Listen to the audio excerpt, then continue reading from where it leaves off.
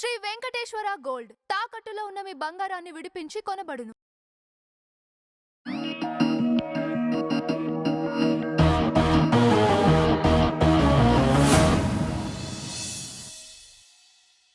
జగన్ ప్రభుత్వం అధికారంలో ఉన్నప్పుడు 1631 రోజులు అమరావతి రైతులు ధర్నా చేసినా గానీ పట్టించుకోలేదు. కొంతమంది చనిపోయినా గానీ ఈళ్ళు పట్టించుకోలేదు. ఇప్పుడు కూటమి ప్రభుత్వం వచ్చిన తర్వాత అమరావతి రైతులకు మేలు చేసే కార్యక్రమం చేస్తున్నప్పటికి కూడా, ఇంకా అమరావతి రైతులకు అన్యాయం జరుగుతుందని, లేని దగ్గర రాద్ధాంతం క్రియేట్ చేయాలని వైసీపీ నేతలు అంబటి రాంబాబు గారు, పేర్నేని నాని గారు, దేవినేని అవినాష్ గారు ఇలాంటి వాళ్ళెళ్లి ఆడెందుకు ఇదంతా చేసి ఇంత రాద్ధాంతం క్రియేట్ చేశారు? ఎందుకంటే వాళ్ళు గతంలో రైతుల్ని పట్టించుకోలేదండి.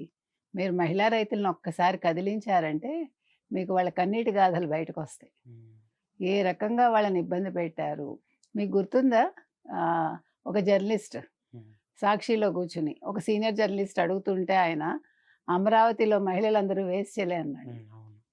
సో అంటే ఎంత చీప్‌గా మాట్లాడి ఇవాళ అసలు మీరు అమరావతి రైతుల గురించి ఎందుకు ప్రేమ ఒలకబోద్దాం అని అనుకున్నారు? వాళ్ళకేం అన్యాయం జరగలేదే. They are happy. అసలు మీరెవరు వచ్చి మాట్లాడటానికి? మీరు రైతులు కాదు, మీరు ఇవాళ మంత్రులు కాదు, మీరు ఇవాళ ఎమ్మెల్యేలు కాదు, ఓడిపోయారు మీరందరూ. మిమ్మల్ని వద్దని చెప్పాక ప్రజలు మీరు ఏ మొహం పెట్టుకుని అక్కడికి వచ్చారు అసలు?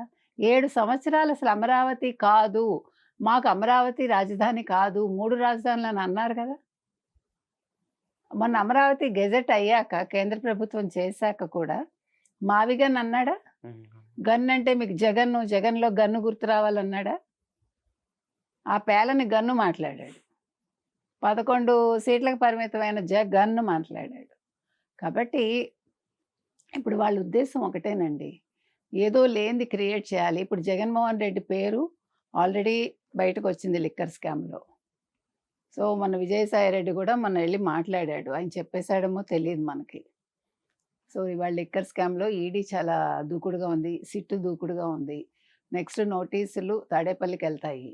అందుకని ఎక్కడ అరెస్ట్ అవుతాననే భయంతోటి ఇప్పుడు ఒక అల్లర్లు సృష్టిస్తే అది పక్కకెళ్ళిపోతుంది. మీకు ఏది పక్కకెళ్ళదు. అమరావతి రైతులొచ్చి మీకేమన్నా కాపు కాస్తారా?